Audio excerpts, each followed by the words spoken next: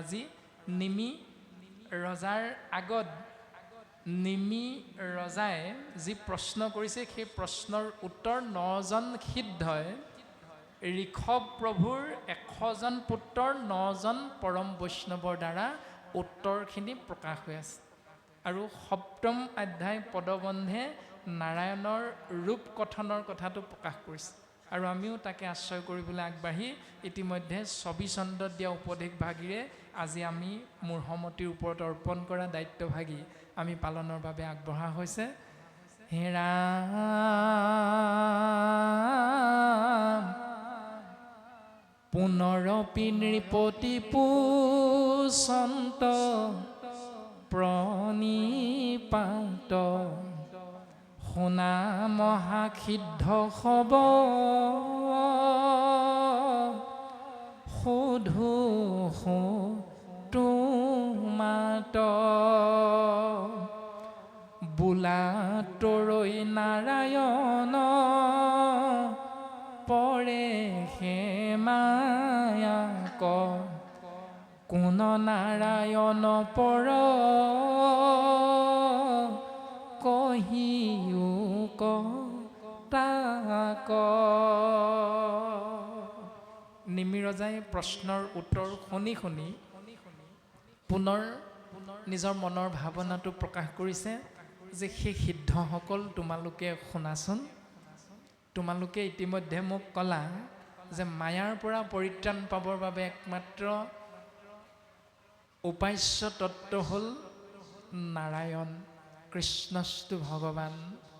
কোৱাচোন তেওঁনো ৰূপটো কেনেকুৱা, তেওঁনো প্ৰকৃততে কেনেকৈ এই সংসাৰত বিৰাজমান হৈ থাকে, তেওঁনো প্ৰকৃততে থাকে ক'ত, আদি আদি ভাৱনাবিলাক পুনৰ নিমি ৰজাই 9জন সিদ্ধৰ আগত প্ৰকাশ কৰিছে। আৰু এইখিনি কথাকে দেৱঋষি নাৰদেও ভগৱন্ত পুৰুষৰ চৰণ কমলত নিবেদন কৰিছিল যে হে প্ৰভু তুমিনো থাকা ক'ত। তেতিয়া ভগৱন্ত পুৰুষে দেৱঋষি নাৰদৰ আগত সুন্দৰভাৱে প্ৰকাশ কৰিছিল, নাহম তিষ্ঠামি বৈকুণ্ঠে যোগিনাং হৃদয়ে নশ মদ্ভক্তা যত্ৰ গায়ন্তী তত্ৰ তিষ্ঠামি নাৰদ। সেই নাৰদ তুমি শুনাচোন। ভগৱন্ত পুৰুষে নাৰদক ক'লে দেৱভাষাত, দেৱঋষি নাৰদে সেই ভাষাৰ অৰ্থ বুজি পায়। গতিকে তেওঁলোকৰ মাজত অসুবিধা একো নহ'ল, কিন্তু অসুবিধাটো আহি পৰিল আমি মনুষ্যৰ বাবেহে, কাৰণ একো বুজি নাপালোঁ। নাহম তিষ্ঠামি বৈকুণ্ঠে যোগিনাং হৃদয় নশ মদ্ভক্তা যত্ৰ গায়ন্তী তত্ৰ তিষ্ঠামি নাৰদ। কি হ'ব পাৰে ইয়াৰ উত্তৰ? কৃপালু গুৰুজন বস্তুৱে অপূৰ্ব সৃষ্টি কীৰ্তন গ্ৰন্থত সুন্দৰভাৱে প্ৰকাশ কৰিছে। নাৰদত বিষ্ণু আচন্ত কৈ বৈকুণ্ঠতো মই নাথাকো ৰৈ, যোগীৰো হিয়াই এৰি সমুদায় থাকো ভকতৰ কীৰ্তন চাই। হে নাৰদ, মই বৈকুণ্ঠত নাথাকোঁ নহয়, মই যোগীৰ হৃদয়তো নাথাকোঁ। মই থাকোঁ ক'ত জানানে? য'ত য'ত মোৰ ভকতে মোৰেই গুঞ্জক আশ্ৰয় কৰে সেই স্থানতে মই প্ৰকাশমান হৈ থাকোঁ।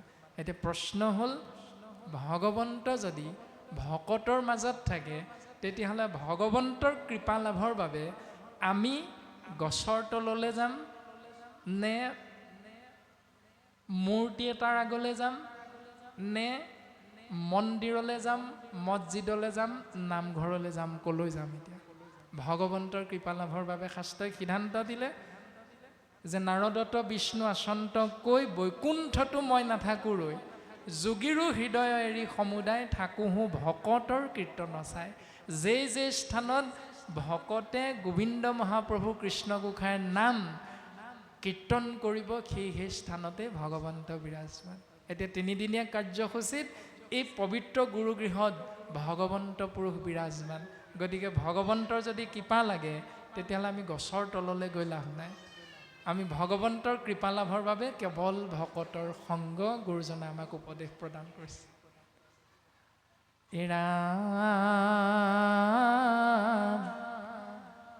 কোনবা কৰন্ত কৰ্ম প্ৰভু নাৰায়ণ চিনায়ু কমুততান স্বৰূপ লক্ষণ সংসাৰতা পত মৰু বিষয় বিষাদে হেন বাতৰিবে পাৰো তোমাৰ প্ৰসাদে। কোনোবা কৰন্ত কৰ্ম প্ৰভু নাৰায়ণে, সেই সিদ্ধসকল মোক কোৱাচোন ভগৱন্তইনো কি কাম কৰিবৰ বাবে এই সংসাৰলৈ আহে? চিনায়ুক মুততান স্বৰূপ লক্ষণ, ভগৱন্তইনো কেনেকুৱা এটা ৰূপ লৈ সংসাৰত থাকে? আমিতো ভগৱন্তক বিচাৰি নামঘৰলৈ যাওঁ, ঠিকে আছে, গুৰুজনাই কৈছে নামঘৰলৈ যোৱা। এতিয়া নামঘৰৰ মণিকূট ভাগিত সপ্তখলপীয়া সিংহাসনত একেবাৰে ওপৰৰ গৃহভাগীৰ নাম হ'ল আমহি ঘৰ। সেই আমহি ঘৰ ভাগিত আছে ভকতৰ দ্বাৰা স্থাপন কৰি থোৱা কেৱল শব্দ বাক্যৰ গাঁথনি স্বৰূপ এভাগী কিতাপ, নাম হ'ল গুণমালা। গুণমালা নামৰ এভাগ পুথি আছে। কিন্তু সেই পুথিভাগিতেই ঈশ্বৰ আছে বুলি আপোনাৰ মোৰ বিশ্বাস আছে, কাৰণে বাটচৰা ভাগ দেখাৰ লগে লগে মোৰতো দুখ খাই যায় কৃষ্ণ বুলি। অগাধ বিশ্বাস আছে প্ৰত্যেকৰে। কিন্তু প্ৰকৃততে যদি চাওঁ গামোচা বস্ত্ৰভাগী আঁতৰাই তাততো গুণমালা নামৰ সৰু কিতাপ এখনহে আছে।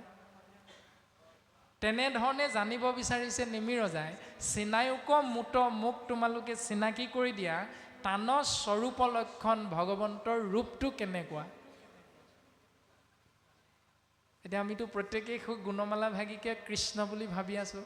এতিয়া এইটোনো প্ৰকৃততে শুদ্ধ হয়নে নহয়? যদি শুদ্ধ হ'লহেঁতেন তেতিয়াহ'লে আপুনি আমি মূৰ্তীয়া ভাগত আকৌ কৃষ্ণ বুলি কেনেকৈ বুজি পালোঁ? গতিকে আমাৰ চিন্তাত ভুল হৈছে নে কৰ্মত ভুল হৈ আছে নে বুজি পোৱাত ভুল হৈ আছে? নিমিৰজায়ো জানিব বিচাৰিছে ভগৱন্তৰ ৰূপটো কেনেকুৱা, কি কাৰণেনো তেওঁ এই সংসাৰলৈ আহে। যিধৰণে আজি 4-5জনমান পাঠাচাৰ্যক দায়িত্ব দিছে, 3দিনীয়া কাৰ্যসূচীত নামঘৰত আহি দিনে ৰাতিয়ে পাঠ কৰি আমাক ধন্য কৰিব লাগে।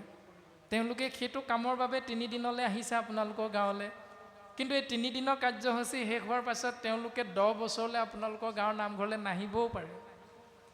আমিও আকৌ 2 ঘণ্টাৰ কাৰণে আহিছোঁ, আকৌ 20 বছৰ মানৰ কাৰণে আপোনালোকৰ এই নামঘৰ ভাগিলে আমি নাহিবও পাৰোঁ। মাত্ৰ আমি দায়িত্বৰ খাতিৰত 2 ঘণ্টা কাৰণেহে নামঘৰত আহি উপস্থিত হৈছোঁ। ঠিক তেনেকৈ নিমিৰজাই জানিব বিচাৰিছে যে ভগৱন্তনো অহা যোৱা কৰি থাকে কিয়, তেওঁনো কি কেনেকুৱা এটা ৰূপ লৈ আহে আৰু কিয়নো আহে, তেওঁনো কৰ্মখিনি কেনেকুৱা মোক বুজাই দিয়া। সংসাৰ তাপত মৰু বিষয় বিষাদে হেনবা তৰিবে পাৰোঁ তোমাৰ প্ৰসাদে। প্ৰসাদ মানে হ'ল কৃপা। প্ৰসাদ মানে সেই মাহ চাউলৰ কথা কোৱা নাই, প্ৰসাদ মানে হ'ল কৃপা। তোমাৰ প্ৰসাদ, তোমাৰ কৃপা। শব্দৰ গাঁথনি মতে যদি আমি অৰ্থ চাওঁ, প্ৰ মানে প্ৰভু, দন্তীয় স মানে সাক্ষাৎ, দন্তীয়া দ মানে হ'ল দৰ্শন। যিটো ব্যৱস্থা পালন কৰিলে মনুষ্যই সাক্ষাৎ ভগৱন্তৰ দৰ্শন পাই যাব পাৰে তাৰ নামেই হ'ল প্ৰসাদ। প্ৰমাণটো পাইছে, যদি দুঘৰৰ মাজত কাজিয়া হয়, দুখিলা পাণ এটা তামোল যদি ভকতৰ আগত আগবঢ়াই আগলি কলপাতে ঢাকি দি যদি এজোকা ঘোষা গাই সেৱাভাগ নিবেদন কৰে আৰু উপস্থিত সুধীবৃন্দই যদি অ হৰি অ ৰাম বুলি কৈ দিয়ে, তেতিয়াহ'লে সেই 2জন বাপে ভগৱন্তৰ কৃপা লাভ হৈ যায়। কাজিয়া ভাগি যায়, মিলা মিছা হৈ যায়, মাতবোল হৈ যায়। এইটো হ'ল নিয়মটো যে প্ৰসাদ, প্ৰ মানে প্ৰভু, দন্তীয় স মানে সাক্ষাৎ, দন্তীয় দ মানে হ'ল দৰ্শন। যিটো প্ৰক্ৰিয়াৰে জীৱই সাক্ষাৎ ঈশ্বৰৰ কৃপা লাভ কৰিব পাৰে, সেয়াই হ'ল প্ৰসাদ। এৰা শুনিয়া প্ৰবুদ্ধে পাছে দিলন্ত উত্তৰ শুনা কহো নাৰায়ণ তত্ত্ব নৃপবৰ। এতিয়া 9জন পৰম বৈষ্ণৱৰ ভিতৰত এইবাৰ প্ৰবুদ্ধ নামৰ বৈষ্ণৱজনে নিমিৰজাৰ প্ৰশ্নৰ উত্তৰ দিবলৈ আগবাঢ়িছে। ৰাম সৃষ্টি স্থিতি প্ৰলয়ৰ হেতু যিটো দেৱ জাত পৰে পৰম ঈশ্বৰ নাহি কেৱ। সৃষ্টি মানে সৃজন কৰা, স্থিতি মানে পালন কৰা, প্ৰলয় মানে সংহাৰ কৰা, হেতু মানে হ'ল কাৰণ। সৃজন পালন আৰু সংহাৰৰ কাৰণে যিজনে সেই দায়িত্বটো সুন্দৰভাৱে নিয়াৰিকৈ পালন কৰি থাকে সেইজনেই হ'ল পৰম ঈশ্বৰ কৃষ্ণস্তু ভগৱান। হে ৰাম জাগন সোপন সিটো নিৰ্ভৰ নিদ্ৰাত সমাধিত একৰূপে থাকন্ত সাক্ষাৎ সচেতন কৰা একাদশ ইন্দ্ৰিয়ক জীৱক ভুনজান্ত নানাবিধ বিষয়ক।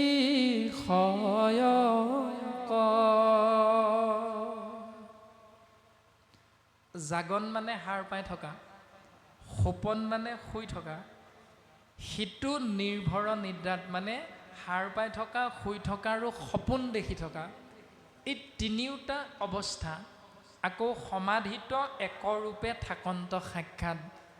সমাধি মানে অচেতন হৈ থকা, আছোনে নাই একো বিষয়বস্তুৰ উমান যেতিয়া লাভ কৰিব পৰা নাযায়। আমাৰ ডাক্তৰৰ ঘৰলৈ গ'লে যিটো শব্দ কোৱা হয় কোমাত বুলি, মানুহজন কোমাত পৰিল বুলি, জীয়াই আছে বুলিও ক'ব নোৱাৰোঁ, মৰিল বুলিও ক'ব নোৱাৰোঁ। ঠিক তেনেকুৱা এটা অৱস্থাৰ নাম হ'ল সমাধি।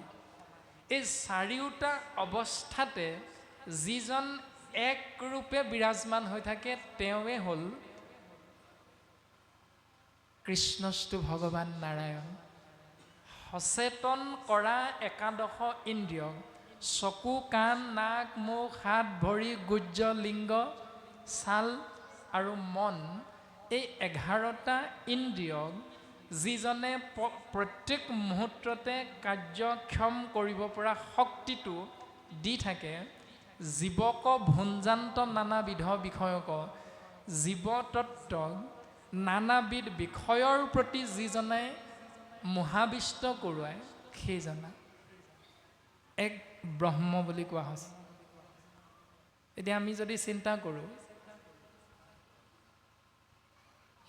আজি আপোনাৰ সমস্তজনা ইয়ালৈ যদি সন্ধিয়া 5 বজাতে আহিল আৰু আমি আহি পালোহি 7:03, আপোনালোক যদি 5 বজাতে পালেহি, সেই মুহূৰ্তৰ পৰা এতিয়া 8:30 বজা সময়খিনিলৈকে ইয়াত বহি থাকোঁতে বা থিয় হৈ থাকোঁতে বা কথা পাতি থাকোঁতে প্ৰত্যেকেই চকু দুটাক কিমানবাৰ জপালোঁ মেলিলোঁ হিচাপ কৰিলোঁনে? চকু যে টিপিয়াই থাকোঁ, এই নিয়মটো কিমানবাৰ হ'ল কোনজনে হিচাপ কৰিলোঁ বাৰু? এজনেও নাই কৰা। এইটোৱে হ'ল স্বয়ংক্ৰিয় ঈশ্বৰে কৃপা কৰি আছে, আত্মাতত্ত্ব। সেইটো সেইজনৰ কৃপাতে হৈ আছে। কিন্তু এই বাক্যষাৰ শুনাৰ পাছত আপুনি আমি এতিয়া ভাবি দিওঁচোন বাৰু, এইবাৰ ঈশ্বৰৰ নিৰ্দেশত মই চকুকেইটা নজপাওঁ, মোৰ নিজৰ ইচ্ছাতে চকুটো জপাই দিম। এইফালৰ পৰা বাপ এজনে সিফালে থকা দীপলিপ বোৱাৰী এগৰাকীলৈ চকুটো টিপিয়াই দিয়কচোন বাৰু, কি হ'ব অৱস্থাটো? যিজন বাপে দেখিব এইজনে অথনিৰ পৰা মোৰগৰাকীলৈ লাইন পোনাই আছে, হৈ গ'ল আৰু দুৰ্বাদল কাজিয়া। ঈশ্বৰৰ ইচ্ছাত যদি হৈ থাকে জপোৱা মেলোৱা, তেতিয়াহ'লে খেলি মেলি নাথাকে। যেতিয়া নিজৰ ইচ্ছামতে চকুটো জপাই দিম আৰু যেতিয়াই ধৰা পৰি যাম তেতিয়া আপোনাৰ মোৰ কিন্তু খেলি মেলি লাগি যাব। সেই ব্যৱস্থাটো যিজনাই কৰাই থাকে সেইজনাই হ'ল কৃষ্ণস্তু ভগৱান স্বয়ং নাৰায়ণ বুলি সিদ্ধান্ত দিছে। আৰু সেইজন ক'ত থাকে? ইতিমধ্যে নাৰদৰ আগত ভগৱন্ত পুৰুষে কৈছে, আৰু নামঘোষা শাস্ত্ৰটো মাধৱ পুৰুষজনাই কৈছে আমি সমস্ত জনাৰ প্ৰতি উপদেশ ৰূপত, যিহেতু চৈতন্য পূৰ্ণ পৰম আত্মা ৰূপে হৰি হৃদয়ত আচন্ত প্ৰকাশী, তাতে সেই ইন্দ্ৰিয়গণ ভূত প্ৰাণ বুদ্ধি মন প্ৰৱৰ্তে যতেক জড় ৰাখি বুলি কৈছে। হাত ভৰি চকু কাণ নাক মুখ এইবিলাক সকলো জড়, এইবিলাকৰ কোনো কাম নাই, যদিহে কৃষ্ণস্তু ভগৱান পৰমাত্মা ইয়াৰ পৰা ওলাই গুচি যায়। থকাৰ কাৰণে নখটো এসপ্তাহত কাটিব লগা হয়, থকাৰ কাৰণে দাড়ি ৩-৪ দিনৰ মূৰত কাটিবই লাগে। ভগৱন্ত থকাৰ কাৰণেহে চুলি কাটি থাকিব লাগে, মানে বাঢ়ি থাকে।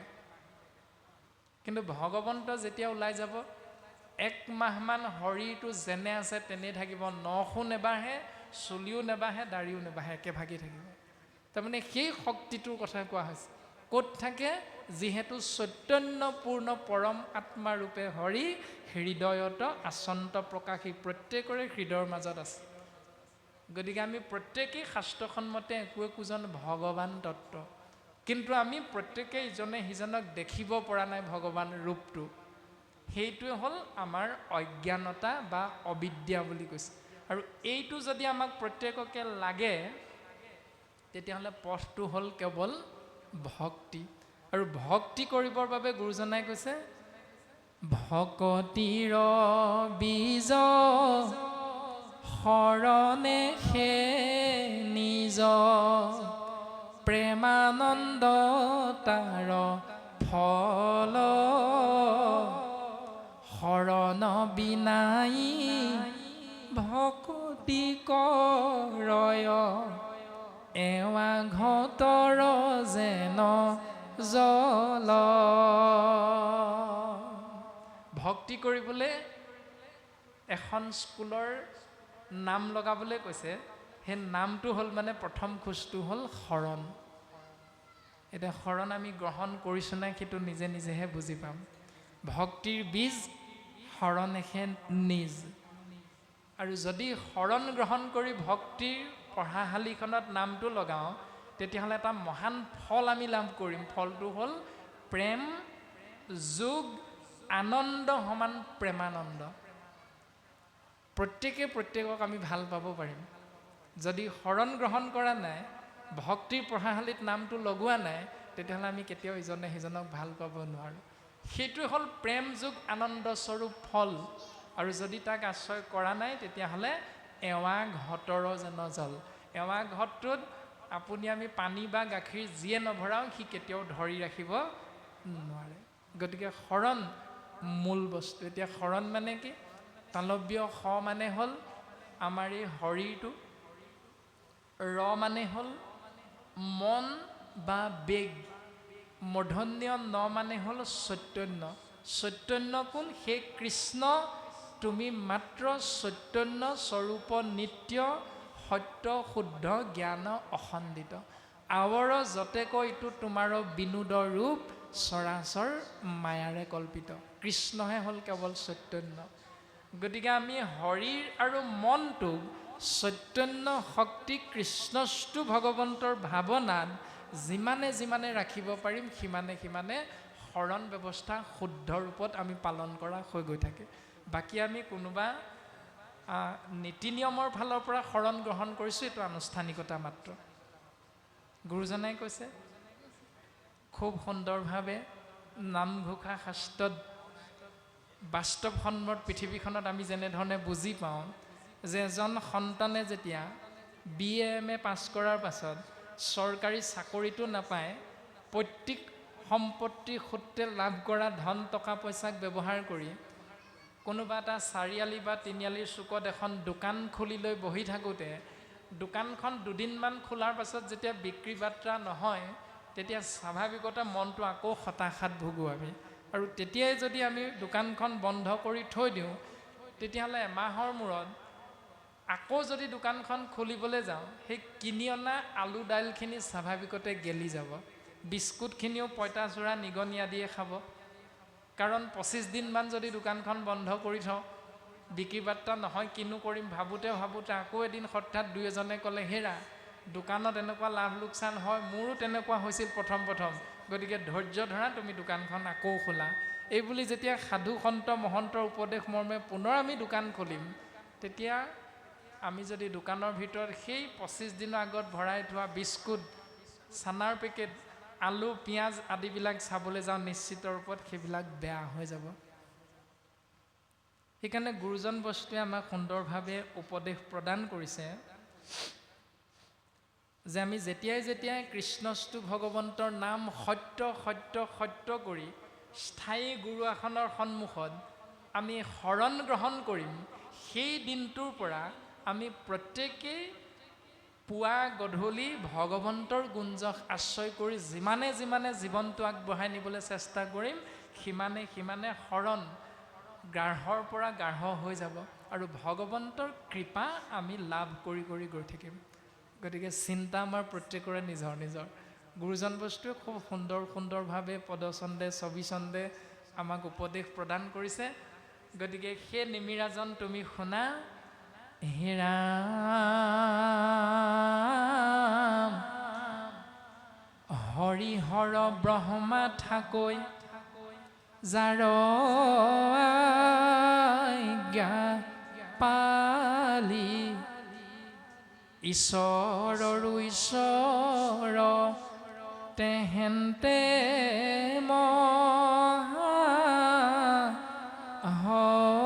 হৰি, তাংকে নাৰায়ণ বুলি জানিবা নৃপতি, তাহানে সে চৰণ সেৱায়ে সাধে গতি।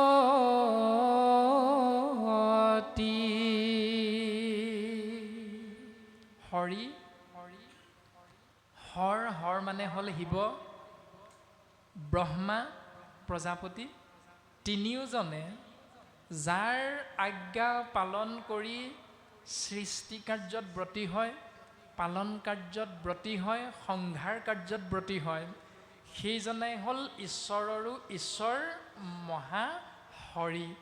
আৰু তেওঁকে নাৰায়ণ বুলি তুমি বুজি ল'বা, সেই নিমিৰাজন। এক অৰ্থত হ'ল মহাহৰি, আকৌ তেওঁৱে হ'ল নাৰায়ণ তত্ত্ব।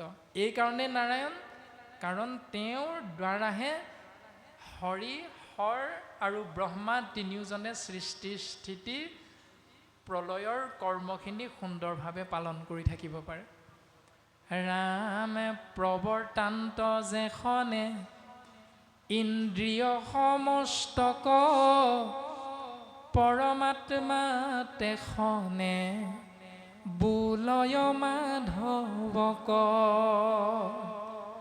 সমাধিত বেকত সুৱন্ত গুচি ভ্ৰম, তেখনে বুলয় সিটো মাধৱক ব্ৰহ্ম। এতিয়া আমি প্ৰত্যেকেই সেই শক্তিটোৰ নামাকৰণ কৰোঁ। কোনোবাই কওঁ ঈশ্বৰ বুলি, কোনোবাই কওঁ ভগৱান বুলি, কোনোবাই কওঁ কৃষ্ণ বুলি, কোনোবাই কওঁ পৰমাত্মা বুলি, কোনোবাই কওঁ ব্ৰহ্ম বুলি। এতিয়া বেলেগ নেকি? একেজনেই।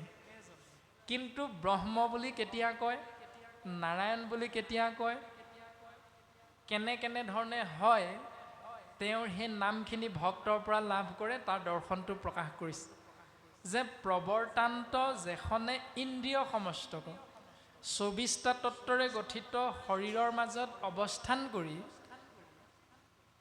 11টা ইন্দ্ৰিয়ক যেতিয়া তেওঁ পৰিচালনা কৰি থাকে, তেতিয়া তেওঁৰ নামটো হ'ল যে প্ৰৱৰ্তান্ত যেখনে ইন্দ্ৰিয় সমস্তক, পৰম আত্মা তেখনে বুলয় মাধৱক। তেতিয়াই মাধৱৰূপী কৃষ্ণস্তু ভগৱন্তক আমি ভক্তসকলে পৰমাত্মা বুলি কওঁ। তেতিয়াই আমি পৰমাত্মা বুলি কওঁ। সেইকাৰণে মানুহজন মৃত হ'লে বোলে পৰমাত্মা গ'লগৈ আৰু এই বুলি আমি প্ৰত্যেকেই হয়তো মাজে মাজে শব্দভাগ ব্যৱহাৰ কৰোঁ। মাধৱ মা মানে লক্ষ্মী, ধৱ মানে স্বামী। আকৌ মাজে মাজে আমি ভগৱান বুলি কওঁ নহয়। ভগৱান মানে কি? ক্ষিতি অপ মৰুত ব্যোম তেজ, এই পঞ্চভূতে ব্ৰহ্মাণ্ডখন সৃজন হৈছে। সেই পঞ্চভূত ক্ষিতি অপ মৰুত ব্যোম তেজ, সহজ অৰ্থত হ'ল মাটি, পানী, বায়ু, অগ্নি, আকাশ। তাকে কোৱা হৈছে ভগৱান। ভ মানে ভূমি, ভূমি মানে হ'ল মাটি বা পৃথিৱী। গ মানে হ'ল গগন অৰ্থাৎ আকাশ। উ মানে হ'ল বায়ু। আ মানে হ'ল অগ্নি বা অনল। ন মানে হ'ল নীৰ অৰ্থাৎ পানী। মাটি, পানী, বায়ু, অগ্নি, আকাশ, এই পঞ্চভূত যিজনে সৃষ্টি কৰিছে সেইজনাৰ নামেই হ'ল ভগৱান। তাৰ পাছতে প্ৰকাশ কৰিছে, সমাধিত বেকত হুৱন্ত গুচি ভ্ৰম, তেখনে বুলয় সিটো মাধৱক ব্ৰহ্ম। যেতিয়াই সমাধিত বেকত হৈ যায় তেতিয়াই ভগৱন্তৰ অন্য এটা নাম আমি ভক্ত সমষ্টই প্ৰকাশ কৰোঁ, সেয়া হ'ল ব্ৰহ্ম। ৰামে কৰন্ত যে খনে ইটো, সৃষ্টি স্থিতি অন্ত, বুলয়তে খনে মাধৱক ভগৱন্ত। ব্ৰহ্ম ভগৱন্ত পৰমাত্মা এক তত্ত্ব, একৰেখে তিনি নাম লক্ষণ ভেদত। তিনিজন বেলেগ বেলেগ নহয়, একেজনে, মাত্ৰ লক্ষণবিলাকতহে ভেদটো আছে। ৰামে নপাৱে ইন্দ্ৰিয় সবে, যাহাৰ ওচৰ, যিটো নোহে মন বুদ্ধি বিষয় গোচৰ। যেন ফিৰিঙতি ছয় বহ্নিৰ বজাই, নকৰৈ প্ৰকাশ সিটো বহ্নিক দুনাই।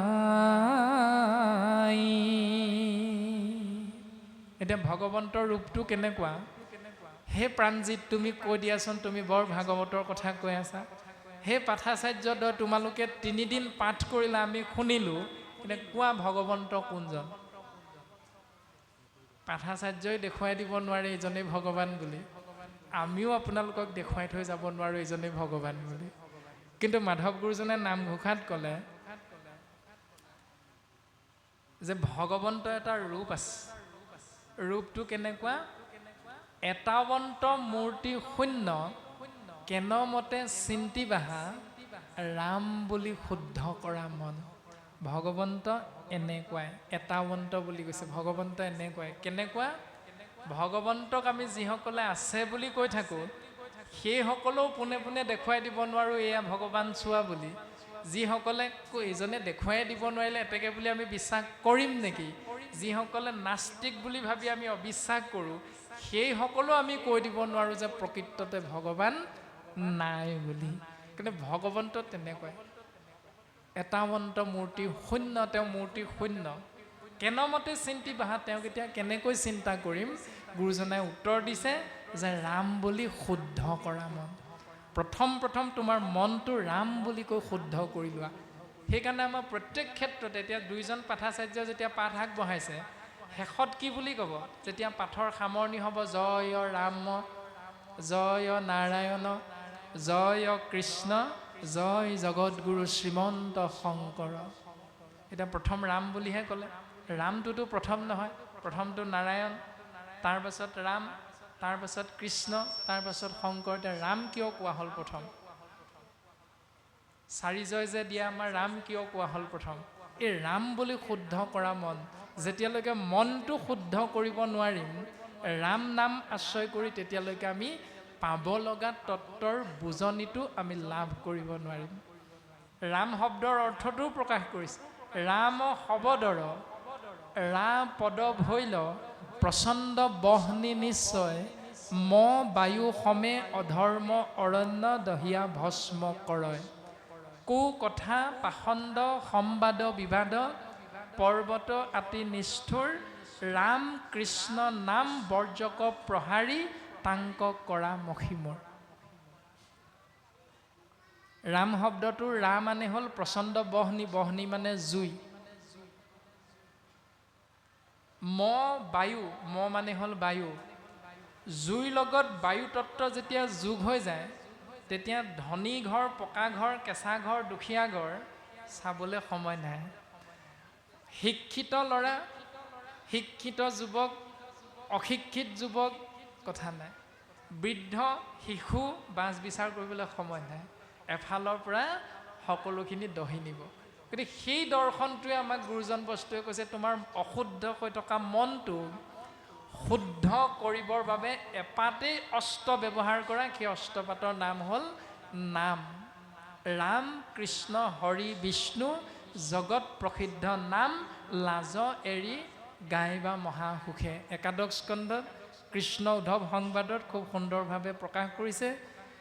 লাজ এৰি গুণ গায়া নাচয়া নন্দতে জগত পবিত্ৰ কৰে সেহিহে ভকতে।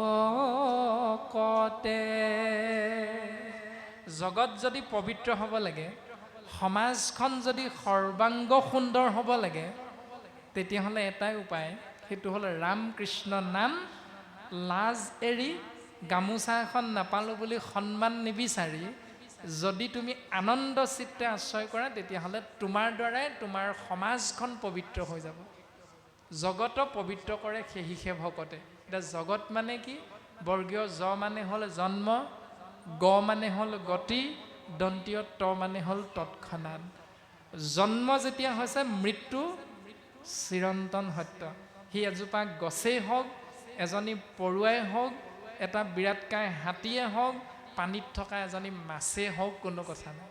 জন্ম যেতিয়া হৈছে মৃত্যু নিশ্চিত। সেইকাৰণে চাৰিমুঠি জীৱক সহিতে গুৰুজনাই কৈছে জগত সকলোৰে সৰ্বাংগীন উন্নতি হয় তেতিয়াহে। লাজ এৰি সন্মান নিবিচাৰি মান অভিমান এৰি যদি ৰাম কৃষ্ণ হৰি নাম যিজনে আশ্ৰয় কৰি সংসাৰত বৰ্তি থাকিব, তেওঁৰ দ্বাৰাই সমস্তৰে মংগল সাধন হ'ব। আৰু তাৰে এটা প্ৰমাণ বৰ্তমান আমি সমস্ত জনাৰে জল জল পট পট অৱস্থা, সেয়া হ'ল জুবিন গাৰ্গ নামৰ এটি পুণ্যাত্মা। সেই পুণ্যাত্মা সংসাৰ এৰি গ'ল। কোটি কোটি জনতাই সেই সমাধি ক্ষেত্ৰক বৈকুণ্ঠলৈ ৰূপান্তৰিত কৰিছে। অকল মনুষ্যই নহয়, কোনো শ্ৰদ্ধাঞ্জলি অনুষ্ঠানত এজনী কাউৰী, বগলী, শালিকী, কপৌ, পাৰ আদি পৰ্যন্ত ইতৰ প্ৰাণী এই সংসাৰ এৰি কিন্তু গুচি গৈছে। ওপৰে ওপৰে চালে আমাৰ তেনে যেন নালাগে, কিন্তু শাস্ত্ৰসন্মতে যদি কথাখিনি যদি অনুভৱ কৰোঁ, হৃদয়াংগম কৰোঁ, নিশ্চিত ৰূপত আমি কথাখিনি হয়তো বুজি পাম যে এয়াই প্ৰকৃততে সত্য।